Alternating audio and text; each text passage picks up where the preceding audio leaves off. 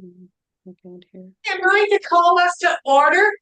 Those of you who normally come to our AGMs, we are going to go backwards this time, partly because of the time commitment here at the library. So we're going to do the program first. I'm going to be handing it over to Lori here in a moment, and then we will be doing the AGM portion afterwards.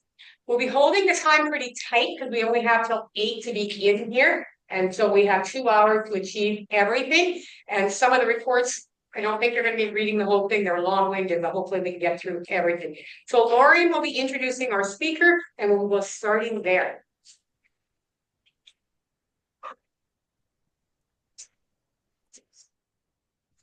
Good evening, everyone. Thank you so much for coming to the AGM for 2024. Our presenter today is Joe Gehring. Joe is an undergrad student at the U of L, majoring in history and social studies education. This past summer, he got the opportunity to complete an independent study as part of the Joanne Helmer Research Fellowship under Dr. Sheila McManus on the topic of politics in Southern Alberta from the 1970s to the 1990s. This was centered around Joanne Helmer's newspaper articles in the Lethbridge Herald, focused on finding evidence that Alberta's political climate was not as right-leaning as it is often stereotyped to be. This study took the form of 6 smaller essays on the following topics: the construction of the Old Van River Dam, the Lubicon Cree land claims and 1988 Calgary Olympics, abortion and women's rights, the AIDS epidemic and queer life in Alberta, Peter Lougheed and general politics, and finally, the Cold War and nuclear disarmament. We decided to go with some nice light topics for today's session. Yeah. So please welcome Joe, and we're going to be taking you through this presentation. Enjoy.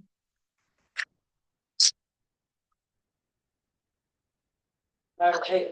I've never given like a formal talk before, so don't easy on me, please. Speak up, Joe. Okay. So Nice, I Harley. wanted to start by acknowledging the fact that we are on Treaty 7 lands, traditional home of the Blackfoot Confederacy. My research was conducted at the University of Lethbridge, which is also named in its sacred buffalo stone. Because of this, I wanted to give thanks for all that I've benefited from on Treaty 7 land and to honor Blackfoot people who tended to this land since time immemorial. So I got to compete and then complete the Joanne Helmer Research Fellowship, which is a undergrad or graduate opportunity that students can do at the university. Doesn't just have to be history students. Write up a little paper saying, if I won this, I would write about this. And then some people decide, go from there. And it takes the form of a semester-long research project that has to do with Joanne Helmer in some way. It's an independent study, so I got school credit for it, which was pretty nice. And it was really fun. So I ended up focusing on her newspaper columns, specifically her general ones, and she had these ones called Face to Face, which were interviews, just transcribed interviews. When she sat down with the person, she didn't necessarily know what the interview would end up being like, and that's part of the fun of it. So I went through a digital collection of all of her articles. I went through probably at least 1,000, I think. I ended up clipping 164 newspapers to use for my evidence. And then I split that up into 6 smaller essays. Those being the Old Man River Dam, and environmental concerns, which had kind of a rocky introduction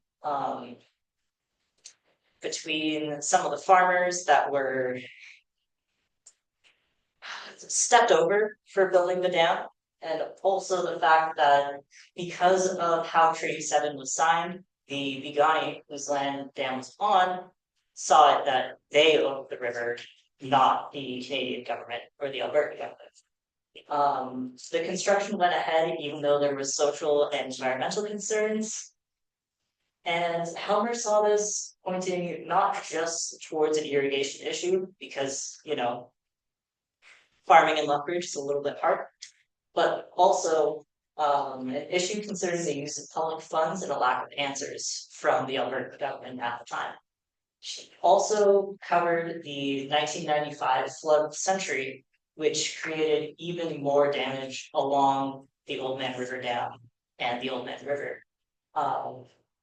Damage of which the Albertan government promised they would help the Bigani fix, and then didn't really follow through on. So evidence that even from the 70s to the 90s, there were people who cared about the environment. In the same way, the Rubicon Cree land claims and Indigenous self-governance and the 1988 Winter Olympics. So she interviewed Leroy Little Bear, who talked about the fact that based on what the Canadian government was saying to deny Indigenous land ownership, that being Conquest Treaty and the Doctrine of Discovery, which was a really old document from like 1500s, somewhere in there. They didn't actually revoke any land ownership. Therefore, reconciliation, still a thing now, still a thing then. There was also just like so much stereotyping used for the cultural programming of the 1988 Winter Olympics. Some stuff that I didn't even want to repeat on this slide, but a lot of use of Indigenous imagery just to sell the Olympics.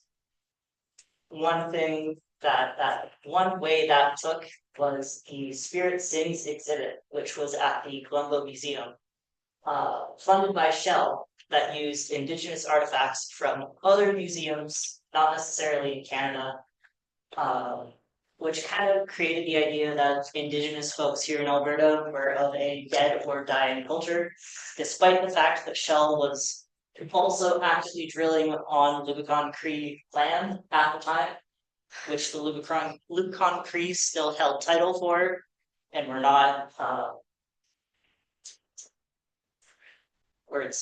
they weren't asked if that was okay or anything like that. So in covering this, she had a fair amount of flack. There was one newspaper I found that basically said, you need to smile more and get the Olympic spirit, which is a pretty interesting thing to say.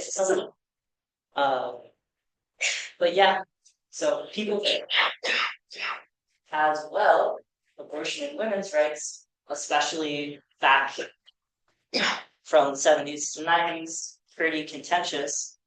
The first thing I found was the Canadian League of Rights, which was a far-right Christian group that was focused on the idea that some other minority groups in the world were trying to unify the world, and therefore they needed to keep the world divided.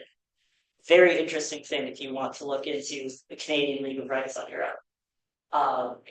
Specifically, they had the idea of an abortion holocaust, which is a very interesting thing to say. Helmer was very much not enthused by this when she found it. She also seemed to be pretty pro-choice, or at least against anti-abortion, based on the role she took when she was interviewing people. And then also she chose to cover some interviews about women's welfare here in Lethbridge and Southern Alberta, which shows that there are some people who cared, if you're sensing a theme.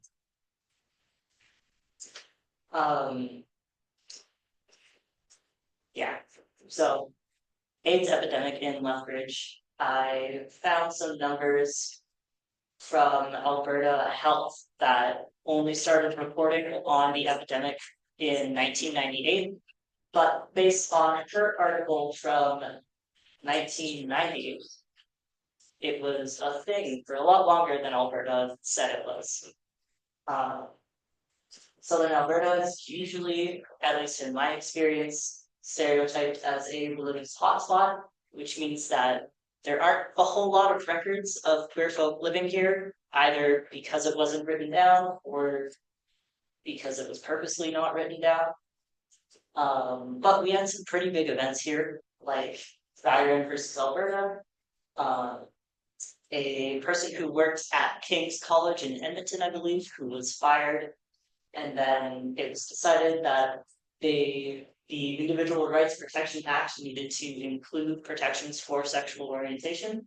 There's also the Alberta Rockies Gay Rodeo Association, which was a pretty fun thing. Yeah, good times. It's hard to find sources on the AIDS epidemic here in Southern Alberta.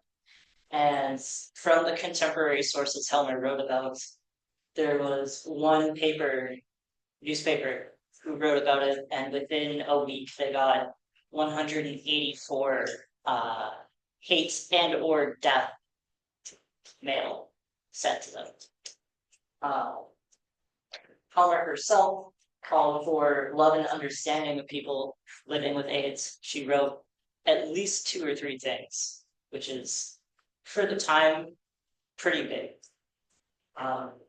She also wrote a bit about the Alberta Report, which was a vitriolic weekly magazine that sometimes covered queer stuff, anti-queer stuff, to the point of absurdity.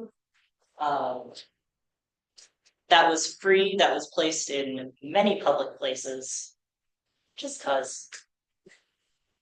She also wrote a lot about Peter Lougheed, and then there was so much other politics stuff that I kind of just made it a catch-all essay. But she wrote a fair amount about Peter Lougheed and the way that he governed and how she thought he could be doing it better. Governing and campaigning and all political fun times. She also wrote about the Social Credit Party, which took over in the Great Depression. Wasn't really for social programming, but because of the Great Depression, they had to have some. They just didn't make a whole lot. So when Lougheed came into power, relatively after that, Alberta wasn't looking super hot when it came to social programming. Yeah. Be that healthcare or public funding for education. She has an article where she talked with a professor from the university about university funding or lack thereof. This was about the Lethbridge University, but other universities in Lethbridge or other universities in Alberta as well. Helmer showed a pretty big concern for folks who might have fallen through the cracks of social welfare, which for the 70s to the 90s, I thought was a pretty important thing to cover.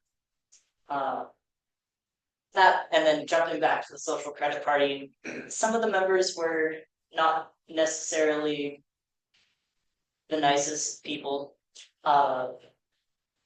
who were not censored by their party whatsoever, which is a pretty interesting choice. Yeah. And then finally, she wrote about the Cold War because it was kind of impossible not to. Mutually assured destruction, if anyone hasn't heard of before, is the idea that if I'm going down, you're going down with me, which had a pretty big effect on the mental health of civilians as well, not just people directly involved with the military. This was kicked up a lot after the Guzenko affair, which was a Soviet spy who defected and gave all his information to the Canadian government. The Canadian government went, "Oh, that's great. We're going to go talk to some people." And then searched for individuals who they perceived as having character weaknesses that could be used for blackmail by Soviet agents. Any kind of minority group, especially was what they were looking for. I didn't get to cover it in this article, but they had this thing called the fruit machine, which was really fun if you have time to look that up. Yeah, I won't cover that too much, but as well, disarmament and the fact that the nuclear cat couldn't really be put back in its bay. And that the American push for more and better arms, specifically missiles, kind of turned the heat up on the Cold War. She covered this a fair amount. And her views on it were that the Cold War was an insane nuclear arms race, specifically taken her words. So yeah, those are the 6 articles that I ended up writing. They aren't super long, each of them. I think compiled all 6 is like 51 pages. But they aren't here, but I really wanted to say thank you to Dr. Sheila McManus for supervising my study and also teaching the history throughout the years. And thank you guys for showing up today.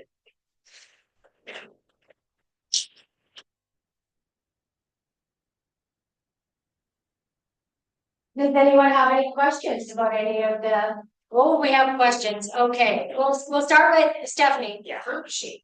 Because Okay, yeah. So it was a kind of like a lie detector, except it was specifically made to try to tell if people were gay. To look for perceived character weaknesses. And the funny thing is that it reported not very accurately or accurate at all. But they had I believe it was a psychiatrist from an American university who worked on it. And it was, yeah, kind of like a lie detector that you were hooked up to. It's a whole thing. Yeah, good times if you have time to look it up. I was imagining like an actual machine. That would have been fun. Yeah. then it would have been more fun if it was that. Heather? Thanks, Joe. So what was, so, you know, with that stereotype of Southern Alberta being so conservative, what was the perspective that you saw in these articles that most blew you away with how either non-conservative or like modern, Yeah. the perspective or the team was? Honestly, I think the one that stood out the most to me was Helmer calling for people to have love and understanding for queer folk living with AIDS. That was pretty touching for me to find. Carly? Yes, Joanne still alive. Yes. Did you interview her? No, I wish I could have. No, I just used her newspapers.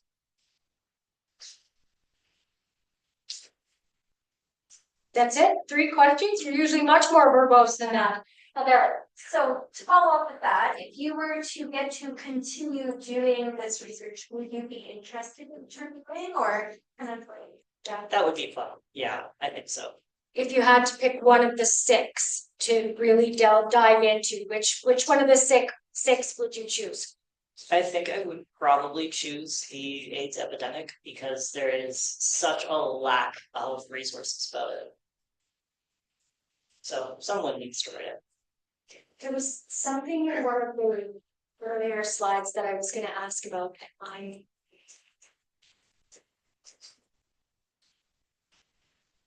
The third one that's fun is.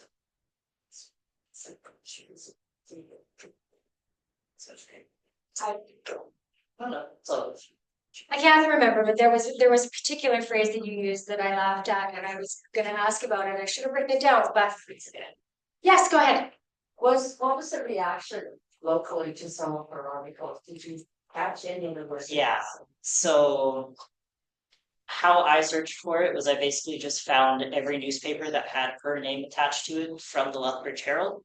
And there was a couple in the column that you could write in and have something published in the newspaper. And yeah, there was one that told her to smile more for the That was the 80th thing that I Olympics. laughed at. Yeah, The smiling more. Yeah. that one. Okay, just show hands. What woman has been told that they're like? Yeah.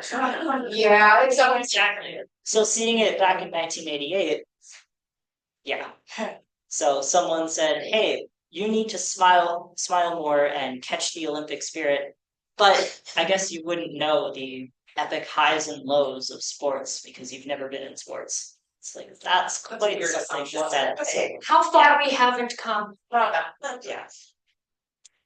Robert, Since the '88 Olympics were such a big thing, did you expand your search for that? Because surely there'd be CBC articles, international things. Like, did you expand where you searched at least for like a large event like that one? Not quite, because the way we wanted the direction that me and my supervisor wanted to take it was solely based off of her newspaper articles. I did have like outside sources, obviously, but all of my primary sources are from Helmer herself. yes, And so she must have written then about the like appropriation or indigenous in the. Yeah. was there a topic that you could have added to the 6 and didn't for expediency's sake? That's hard. It's been a not sure. It's a very big question. Anyone else? Questions, comments? Yes, I swear this is the last one. I doubt that. I think it was really interesting that she was, I don't know if like critical is the right word, but like a blogging, it's like, I mean, now, you know, you love them so much, and Yeah. it was amazing and perfect, and and it just seems like, oh, you know, like everyone's reflecting upon what he did, it must have been amazing and perfect at the time, so it's really interesting to see, like, maybe that. What I remember, sorry, what I remember specifically her writing was that he needed to go back to pounding the pavement more, Okay. and also that the fact that regular common folk couldn't actually go to his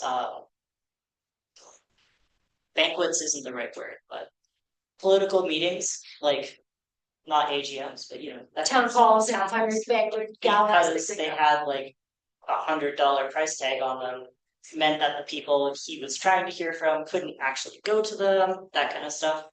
Yeah, she liked covering that. Carol, I see you shaking your head about how perfect Peter Lyon's government was. No, I really think it was maybe because what came after him was worse. So we remember him more fondly because he was the best of the worst. Well, isn't that the case for any politician, though, Belinda being the notable exception, I have to say, but. Fantastic, anyone else, questions, comments? If you have any more questions or comments, my email's up there. Robert has one more. I know it was touched on earlier about not contacting or not interviewing Mrs. Heller for this. I guess we had luxury to, I guess, did she decline? Was she reached out to? Are we in luxury to know that?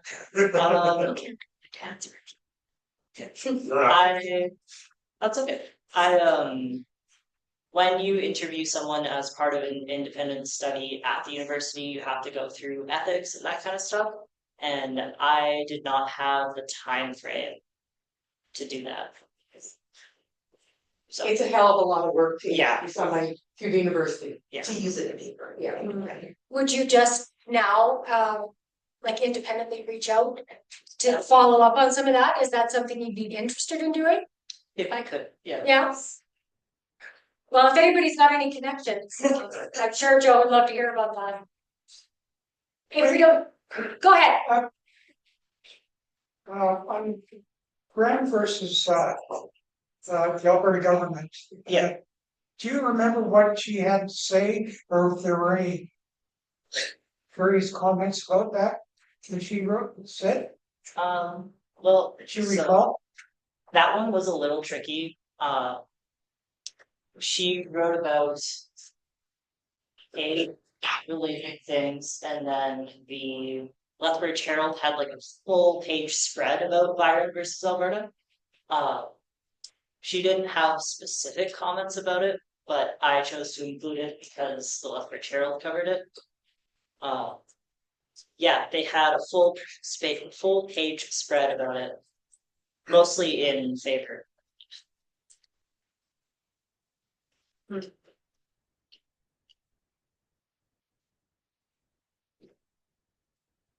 Fantastic. Well, thank you so much, Joe.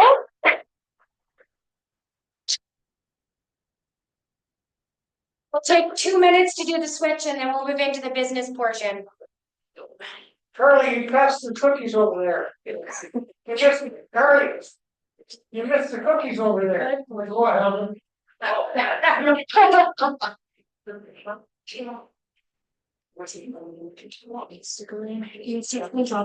You're not obligated. Well. Okay, let's bring up a PowerPoint. Anybody know what happened 110 years ago today? As I'm trying to find my PowerPoint. I've been home 12 hours. Yeah, no, I know the. Anybody have any? Thanks for having. Thank you so much, Joe. No, 110 years ago, 26 November, is when the post office moved into its current building.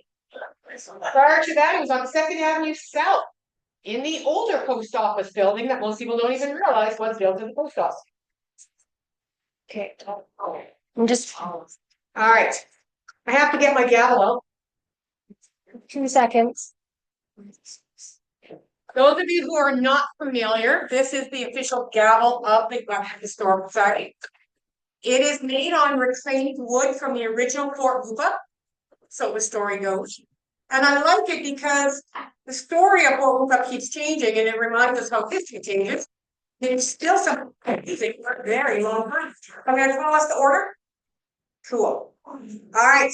I know we have enough people of members to have quorum. And so I'm going to call us officially to order. Just get this here. So we have the program. We're going to go over the agenda quickly. We will do the minutes. We have executive and committee reports, have the treasurer's report. Everybody wants to know if we still have money. Then we will have nomination committee, and we will have that. And then there is a couple of announcements afterwards, and then we will wrap up. Is Bobby online? She is. Does she want to do it online, or does she just want me to do the minutes? Just different and not or not? Probably easier for me to do it. Bobby says she's good. Okay. I assume that she wants me to do it then. Additionally, I am recording. Okay. So minutes of November 28th. I am not going to read them all because either you were here or if you weren't, you're not going to worry too much. So we read the highlights of the November 22 minutes. We adopted the minutes. We had all the executive committee reports, treasurer's reports, etc. Brandy Williams was our auditor or our reviewer in 2023. We had money in the bank last year, which is good. Book committee was done by Carol. We're talking about the launch of our newest publication. All the committee reports were done as per normal. And if you want to read the reports, they just got 10 pages. That's why I'm not going to read this whole thing. We went over our programs for the year previous, did all of our reports. Carol came up and did our nomination report. We elected in a new board who have served over the last year. We closed the meeting. We had the presentation. It was an awesome night. Does anyone want more detail beyond that on the minutes? Okay. Can I get a motion to accept the minutes as written and as presented? All right. Motion by Carly. All in favor? Perfect. Those are adopted. Yay, we have a beautiful new baby. All right. Moving now to the executive committee reports and ask Robert Oaklea to do the book sales report. Robert. You have a copy, right? I have a copy. Great. So I have copies of every one of your reports. The teacher and me cannot resist. You don't want me winging it. There you go. Maybe I do. So anyway, so the book committee report for this year, inventory was done September 15th this year.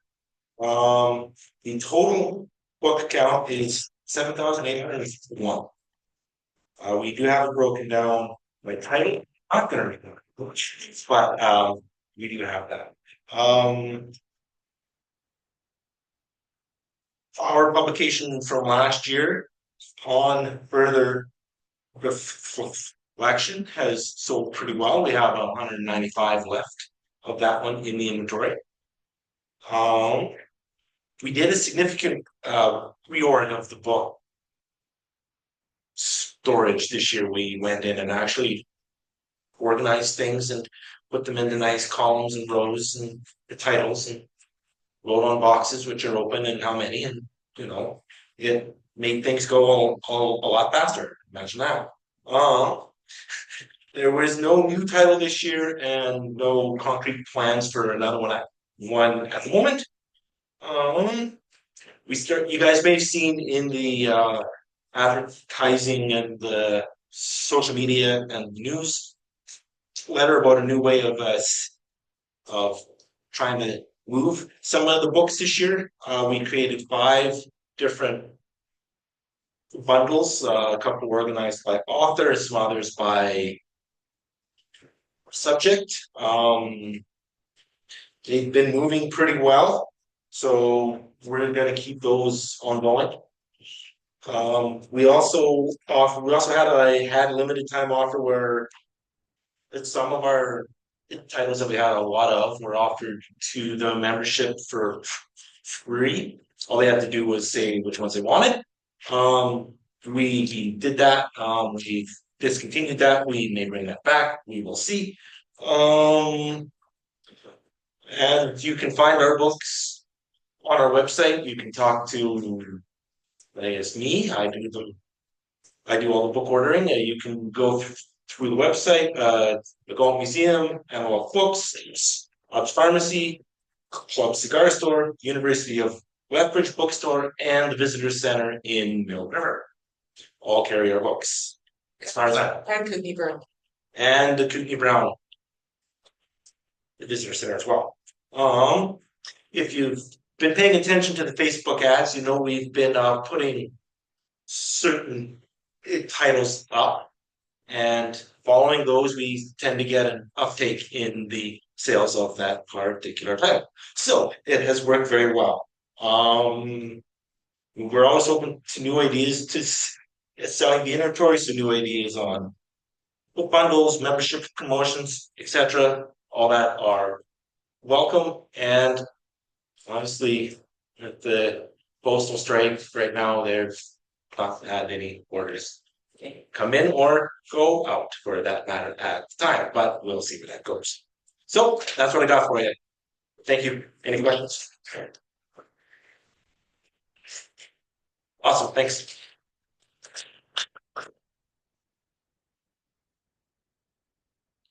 Our next report is membership. Nicole Bosch has been operating as our membership coordinator. She could not make tonight's meeting, but she did present me with a written report, which I will read parts of it up. The Lethbridge Historic Society would like to gratefully acknowledge and recognize our members. We continue to expand our programs and are proud of the launch of 3 members-only tours this year: Bars and Taverns, Murders and Crimes, and Ghosts of Lethbridge. We look forward to more members tours in the future. We continue to grow it and diversify the services we offer. The LHS is looking forward to building upon our success and serving you in the upcoming year. The other thing Nicole didn't mention is, this is something I think is kind of cool. We now have as many members as the Edmonton and District Historical Society. I won't say if that is yay for us or boo for them on the side, but we have 3 times more members in Central Alberta. And a lot of that has to do with Nicole. She has been actively promoting our membership to post-secondary and to the general public as well. Nicole, though, will be stepping down. She's stepping off the board this year and will be stepping down as membership coordinator. I say that because the LHS will, of course, be looking for a new membership coordinator. So if you absolutely love promoting memberships and talking to the public and now want to not only be Edmonton, but get ahead of Chinook, which will be very hard, trust me, but something to aim for, there is need for a new membership coordinator. Monuments and markers, it's going to be a very quick one. Monuments and markers, we are still working in that area. In fact, just on the weekend, we submitted one of our first 13th Street North plaques up to Barron's. It was the 5th draft. Many people have had a say in the drafting of it, including the building owners. and it will be going on Catelli, which Plaza One, the Dollarama store, dollar store on 13th Street North. Everybody has approved it. We have sent it, and as per usual, LHS will purchase it and then submit an invoice to the Heart of Our City Committee for reimbursement. So the city is partnering on that and will pay for it. And we're also still looking for other 13th Street North businesses or warehouse district businesses, anyone that's in that part of our city, because of course then we can get the plaques paid for through that. Though of course LHS will also pay for plaques out of that if it's something that the membership and the board wish to move forward on. And so we are, as I said, continuing on.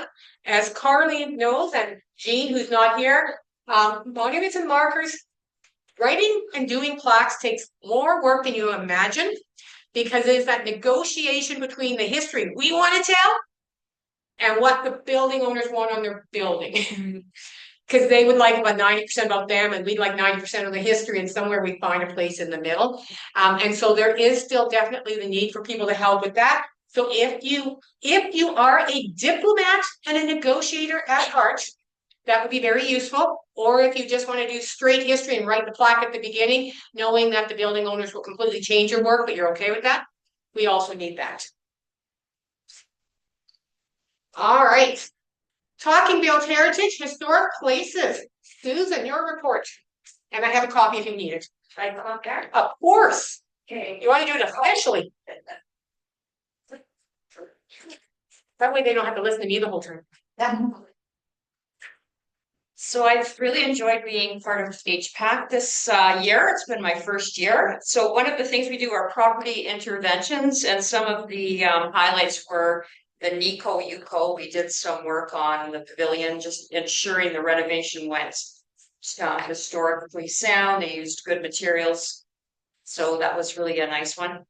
The Whitney block renovations, we've had really great interaction with the developer and what they're doing, and they come to us to make sure that they're following all of the historical items, and they are getting ready to sort of finish it. If you're keeping your eye on that building, it's quite lovely, and it's going to come back to sort of its former glory. And we're actually working on a plaque with the LHS right now.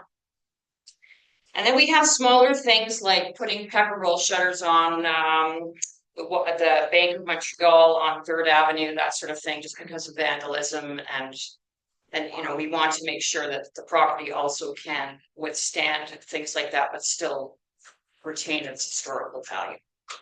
Other things we do are look at initiatives and future designations. So some of we're trying to kind of stretch beyond what we're typically doing historically. So reaching out, for example, to the LGBTQ community. And it's quite interesting hearing what both Joe and Belinda spoke about. There's still a lot of reticence and a little bit of persecution with that community. So, you know, trying to find the right way to highlight that is still a battle today in 2024. We're looking also at an interesting property on Dieppe Boulevard, which is actually a landscape historical property. So how can we maybe move beyond buildings and look at how we can keep gardens, trees as something historically, you know, and help the property owners manage that kind of thing. The other thing that I'm quite happy that we were able to do was we contributed to the Heritage Management Plan. So we contributed $15,000 towards the Indigenous-led initiative to provide heritage management direction to the site at the Battle of Belly River. So that is $100,000 they're going to be using, and the Historical Planning Advisory Committee did contribute some funding to that this year. And then the final thing I wanted to address is just the volunteer discussions that have been going on. I don't know if you're familiar with it, but looking at how volunteers will be part of the city council moving forward. And that was put on hold from a meeting in October 24th. So we're glad to hear about that, because I as a first-time volunteer, very happy to be part of that committee. And I would hate to see that position go away. And that's really it. Any questions about planning advisory? So we probably should explain, these are city council committees. You might wonder why they're on ours. When these two were set up, They were set up that there must be an Lethbridge Historical Society representative on them. So once a year, we ask our reps to tell our members what is happening in our name.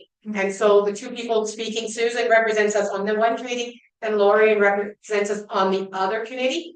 And we interact with these two committees in a lot of different ways, between plaques and various things as well. And funny thing is, the Dan Boulevard property is an LHS member whose property is being considered there. I think it came forward because of the LHS. All right, part of our city, Lori. What are we gonna do next year when she's not around to print our reports? As Belinda mentioned, I've been sitting as the LHS representative on the Heart of Our City Committee for 7 years now. Sometimes I still forget how long it's been. I'm not going to read through all of this, but the biggest, probably most important piece that the HOCC worked on this past calendar year was the creation of 5 subcommittees designed to pursue individual work plan goals as a result of the HOCC governance review that we've been doing. So the 5 subcommittees are equity, diversity and inclusion, place activation, residential development, social and safety concerns, and a communications team. And we discovered through the last year or so that throughout 2023, when the full committee met, there's 14 members and 3 city administration or city clerk staff in the room. It's sometimes very challenging to actually make any progress on your goals because we're so busy updating each other. So we decided to split into the subcommittees to be able to drill into the actual work plans and metrics and all of the actual work that needs to be done. And the full committee meets once a quarter to sort of touch base, update, make any requests for motions, decisions, things like that. We found over the last 12 months that it's been really effective since we started working that way. And people who are interested in residential development and data analysis went onto that committee. And people who want to do communications went onto that. And it was a way to make sure that all of our membership was staying engaged in the topics and the work plan goals that they were interested in, rather than having everybody do everything, which is, we all know, is not the most efficient way of doing things. Excuse me, the communications team attended the city hosted community conversation back in April of this year. We were able to collect a lot of data. We tried the whole sticky notes on a board thing that you always see at these events to see what people had questions what suggestions they had. And I had an older couple come up and ask why there wasn't a crosswalk for veterans, like the painted crosswalks around Galt Gardens. And the simple answer is because nobody asked for one. If you want one, ask for one. And so it was really nice to be able to connect with them face to face and just explain. If you know, this is how this happened. If you want one for your own group, this is the steps that you need to take. And they went away with feeling much better about their ability to communicate with the city and to make requests like that. And that's the essence of why Heart of Our City does what we do, is to be the voice of the people of the city council and to provide recommendations and advice on the decisions that they make. The subcommittees have had some projects. The place activation is working on advising ARPs, which are area redevelopment plans. They've been focusing on the warehouse district, probably because that's the most adjacent. Residential development has been working on statistics and data analysis for those who live in the downtown urban core. And there are residential developments that are planned or trying to go in the HOCC boundaries, and they're just working with them about incentives and all of the different programs like that. It has been challenging for HOCC, same as it has for Heritage Historic Places, because we are undergoing that BCC review. The decision it's an important one, it's a complex one, and I can appreciate that it's taking quite a bit of time to thoroughly research and investigate all of the bits and pieces. But the decision has been deferred, and so until we get an actual decision, both HPAC and HOCC will continue business as normal. That being said, I am stepping off of the HOCC as the LHS stakeholder representative. It's been 7 years, and I need to focus my attention elsewhere. So we'll see what happens come January. But yeah, well, that's what we've been up to for the last year.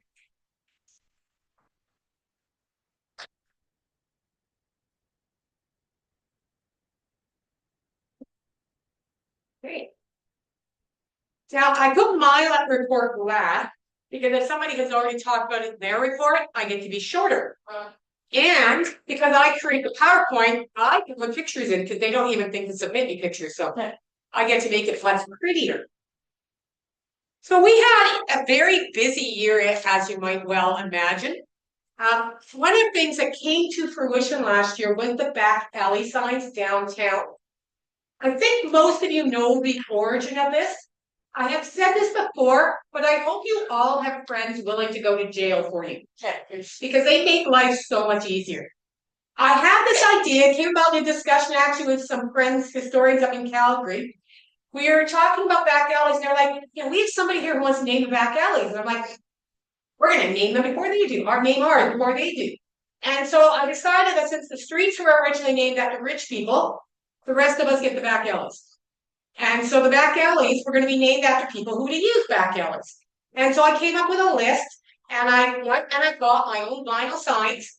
And my friends and I went down about 5 o'clock on a Saturday morning in summer, and we just stuck vinyl signs on the sides of buildings, and we named the back alleys. And what we weren't expecting is the city loved it and said, can you guys make that permanent?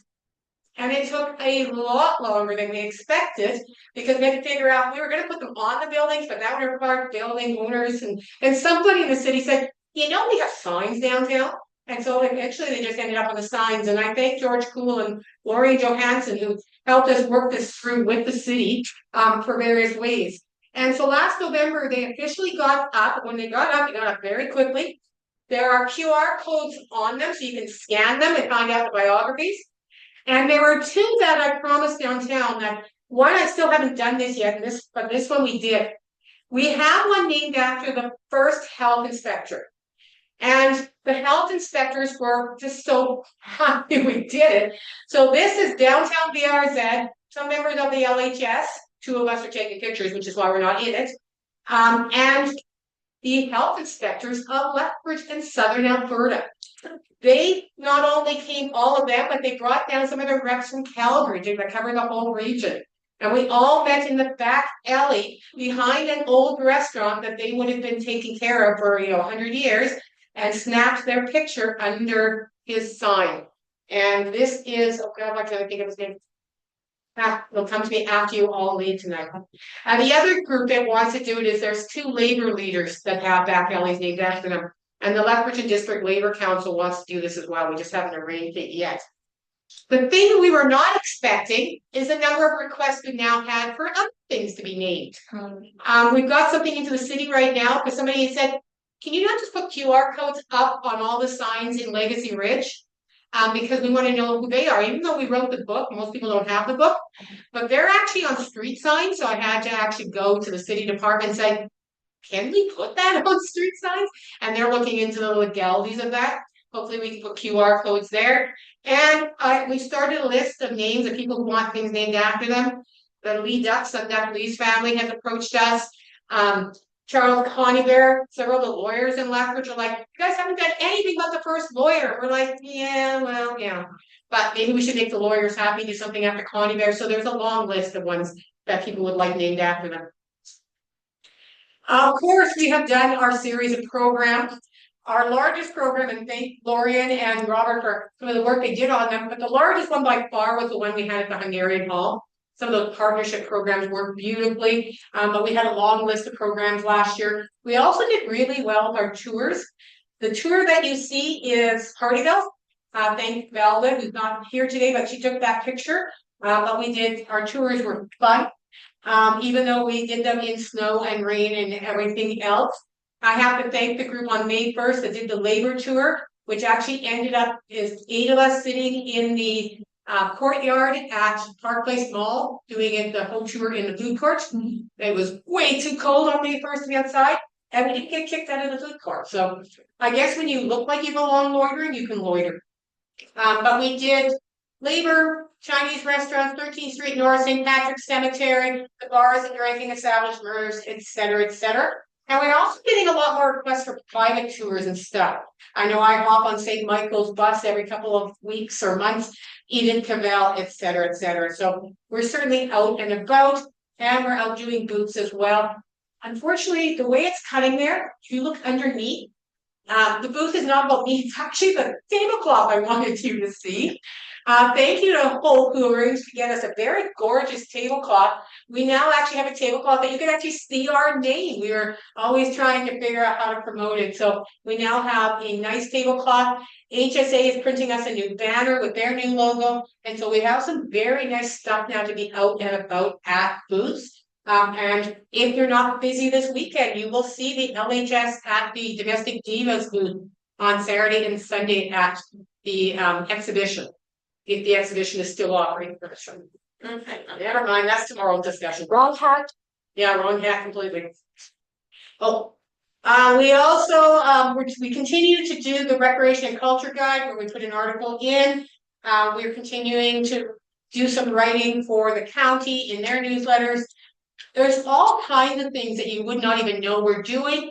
We have over 20-some thousand followers now on Facebook. We have Instagram. We have X or Twitter, and I think we should quit that. But the problem is the province still demands the numbers on that. But I'd like to just abandon that one, but that might be political. And so we continue in all sorts of ways, working both here and across the province with our colleagues. And that brings us to the end of executive and committee reports. So I am going to move that we adopt the executive and committee reports as presented and written. Can I get a seconder? All right, we have a seconder, Tyler in the back. All in favor?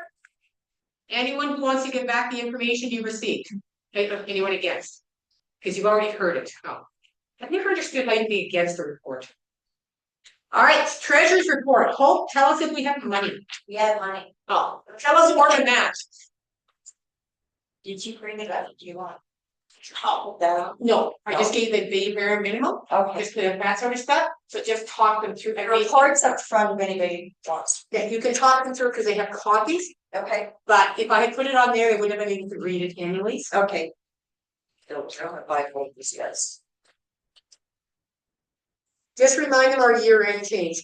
Yeah, well, our year end changed, so I usually it's what from October to, Usually end of October, now we're into September. yeah, and So we have a shorter year than normal. yeah, so this is for, well, I said it's from October 23 to September 24. I included those amounts together. So this year we did really well. Our book sales increased over 65%. Our memberships increased over 48%. Donations have increased by 71%, and we now have our charter status. You can see from the profit and loss year-end comparison on the financial report, you'll see increases in expenses as well, which are to be expected because these services that we subscribe to, they all increase every year, things go up.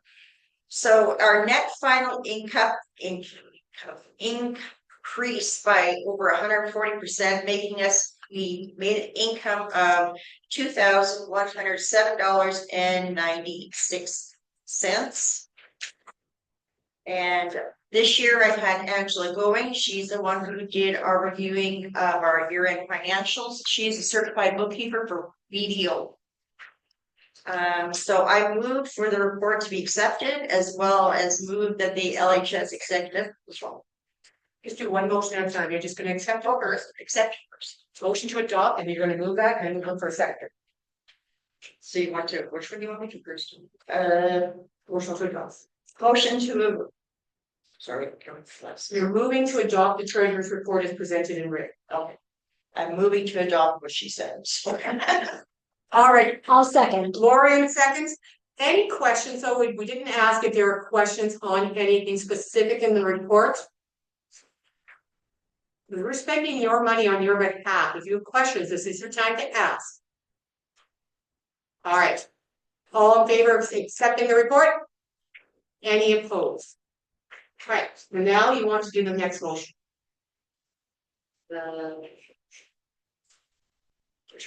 Motion to allow executive, you really should wear your glasses. I know. So. Right there. Yeah, so I need to have a motion for the LHS executive will appoint a new auditor for next year in fall of 2025. Yeah, please become. Please note that the LHS will be receiving their charitable status and an auditor will have to be a certified accountant at that time. Which means it may have an expense to it.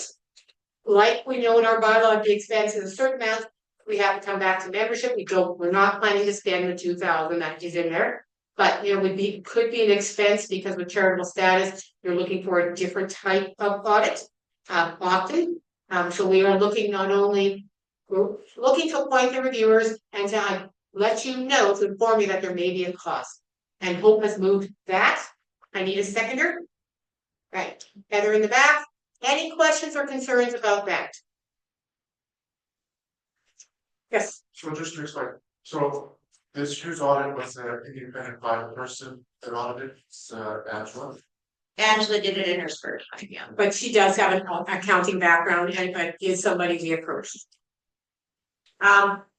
We have in the past, we have two ways we could do it. We could have it reviewed by two members, or we could have it reviewed by somebody as a reviewer who has an accounting background. We have been choosing to go with different reviewers so that we do not have the same person and not somebody that, you know, like is like Hope's best friend or something. So we are aware of that.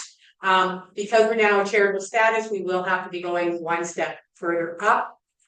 Because, you know, with that expectation.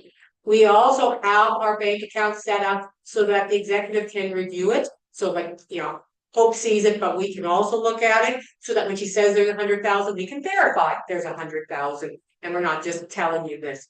And we do review the bank statements every month at the board table. I say these things mostly because of work today. Any questions?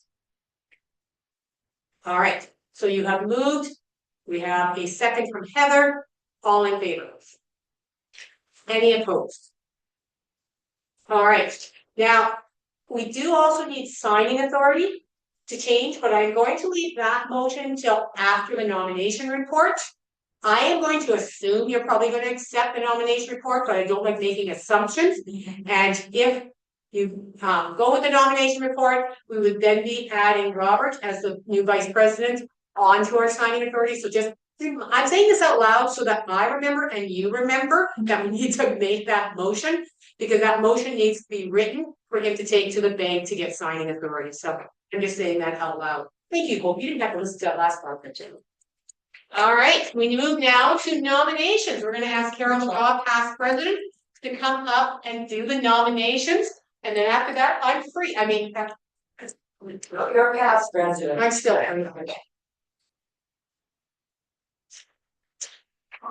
Okay, technically by Robert's Rules of Order, I'm supposed to list this out 3 times. I'm not going to unless somebody objects. For nominations for a 1-year term for the executive, the president, Gloria Johansson, our vice president, Robert, who is at the back sitting on the table. And remember, technically, you have to ask for anybody from the floor. Yeah. And is there anyone from the floor that would like to submit a nomination?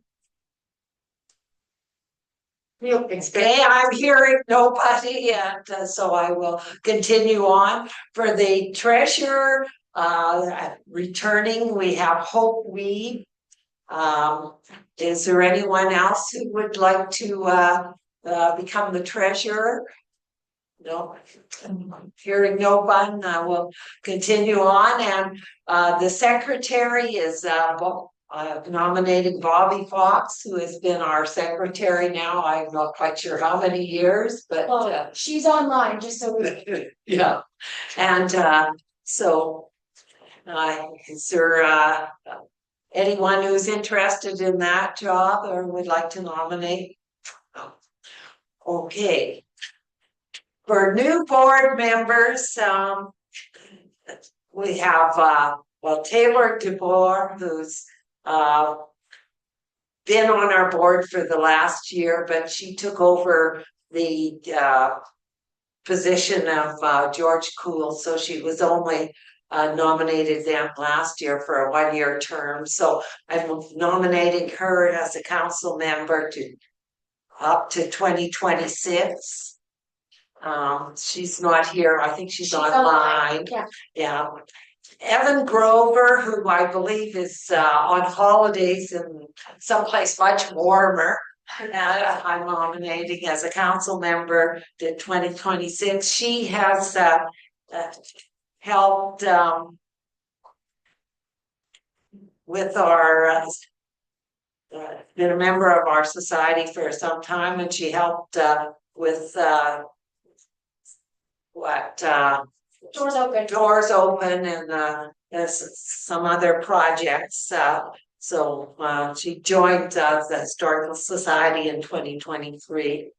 We have Tyler, who I believe is at the back. Would you like to stand up? He has been on a number of different boards over the years, including the United Way, the Allied Arts Council, YQL Neighborhoods, and was a founding member of the Lethbridge Pride Fest. So he obviously has some experience being on boards.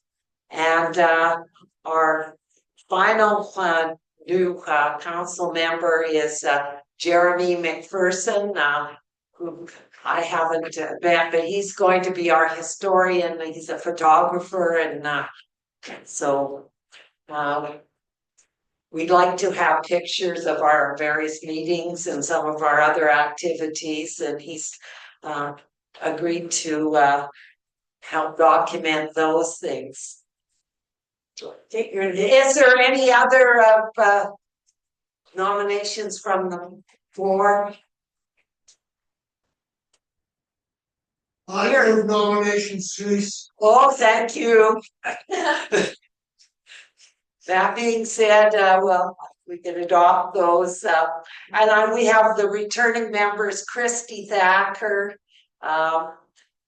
Susan Jefferson, Heather Martin Decca, and Christine Crime, yes. And the retiring members from our board are Mike Jensen, who has done a lot of our photography work, Nicole Bosch, who was our membership coordinator, and since Melinda gets to be past president myself, okay, so I move that motion to adopt the slate of officers as listed. Seconder? Okay, Thanks. Heather Decca, and all in favor? And a vote. Only somebody who doesn't work. Now, Lauren has said this will be changing, but this is for your information right now. Newsletter editor, actually Bobby Fox was the past. Heather will be taking over effective January 1st. So for next month and a half, it is Bobby. Heather will be taking that over January 1st. Then the Alex Johnson is the president and one other, so that will be Lorian, and Taylor has been filling that role from last year. Historic Places, Susan Jefferson, part of the city is Lorian until January, and then book sales is Robin. Do not think though that there is not an opportunity for you. Some of the other volunteer opportunities that you could consider. Program committee is always looking for help to come up with programs and the tours. Publications committee right now is Robert, so you probably would use some help there, especially since we don't have another book in the queue. Membership, book sales, Doors Open, and Doors Open is also Robert. So basically, volunteer and help Robert out. He could really use the help. Now, what do I need to do now? No, I need to do a motion to add Robert Oakley to our signing authority as a member of the LHS executive. I so move that. Do I have a seconder? All right, Christie, seconded, all in favor? And those opposed, and Robert, you can't oppose. Yeah. So once you get that written up from Bobby in the news in the minutes, that's what you can take to our bank to get onto the signing authority. Then they will, and you'll have to work with folks on that. So thank you to Carol, Mike, and Nicole for all the work they have done. Now, we're not quite done. According to the agenda, we are, but we're not quite done. Now, we have an award that we have as part of the Lethbridge Historic Society. It is the Alex Johnston Award of Merit. It's given out for dedicated service to the Lethbridge Historic Society and for supporting the activities of the Lethbridge Historical Society. It is a nominated award, and generally, if you wish to nominate someone for this award, you must make nominations to the past president, which in this term would be Carol McGaugh. But we had a lot of difficulty following the process this year because the person we nominated was Carol McGaugh. And so we couldn't let Carol know about it because, even though she's the one who's supposed to do it, we chose not to tell her she was getting the award. And so I get the honor of presenting the award, and Carol has been chosen by the board of the Lethbridge Historic Society for her long-term service, for her hard work and dedication, particularly working through the insane bureaucracy that is the federal government to get charitable status. If you have ever had to do anything with government, you know it is persistence and hard work to get it through. She has also spent years as the chair of the Publications Committee, working our publications through the process, but more importantly, meeting my mom and I at the publishers to pack hundreds of books in boxes to my parents' truck, because Carol and I don't have a truck, and then into our office and onto the shelves. And we have done that more than a few times together, haven't we, Carol?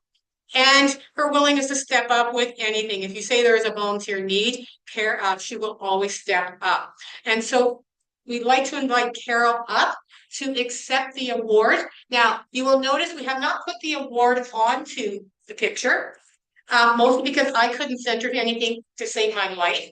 And you might want a different medallion there. So if you want something bigger or anything, let us know and we can do it.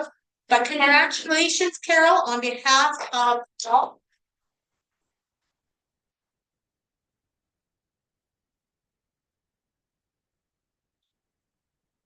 Thank you so much. Speech. Again, of course, the only person that's been on the board longer than I have has been Belinda, though not necessarily consecutively. But see, the speech wasn't supposed to be about me. No, it can't. What are you going to do now, Carol? You're going to go to our meetings. Well, I can come to these meetings, You but I will. will not have to go to the Monday meetings in the Freezing cold. bar. Well, you can still. Lauren, great. Yes, by the way, the board meets in a brewery, just in case that is needed to be a motivating factor to join the board. All right. Well, we did get done faster than we were expecting. So I am going to end the meeting here in a minute, but keep in mind, we do have 45 minutes or so. So there is coffee, there are cookies, and we would love to sit and chat and talk to all of you.